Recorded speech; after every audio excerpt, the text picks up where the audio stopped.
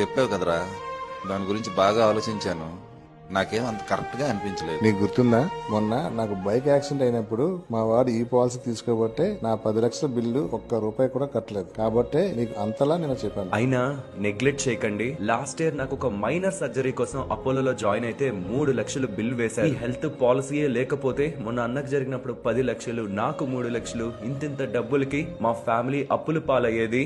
అవునా, నాకు government health card ఉంది, మరి అది సరిపోదా? అలా అయితే మా డాడీకి కంపెనీ హెల్త్ ఇన్సూరెన్స్ ఉంది, కానీ వాటి లిమిట్స్ తక్కువ ఉంటాయి అంకుల్. సడన్ గా ఏదైనా బిగ్ హెల్త్ ప్రాబ్లం వస్తే వాటితో అవ్వదు. కాబట్టి గవర్నమెంట్ హెల్త్ ఇన్సూరెన్స్ ఉందనో, కంపెనీ హెల్త్ ఇన్సూరెన్స్ ఉందనో నెగ్లెక్ట్ చేయకుండా సంపాదిస్తున్న ప్రతి ఒక్కరూ మినిమం 1000 రూపీస్ అయినా పెట్టి వాళ్ళ ఎంటైర్ ఫ్యామిలీకి మినిమం 10 లక్షల హెల్త్ పాలసీని తీసుకోవాలి. అవునా, మరి మీకోసం బెస్ట్ హెల్త్ ఇన్సూరెన్స్ ఎలా తీసుకున్నారు? అది పాలసీ తీసుకుంటున్న తన ఏజ్ ని బట్టి, వాళ్ళ హెల్త్ కండిషన్స్ ని బట్టి ఒక్కొక్కరికి ఒక్కొక్క పాలసీ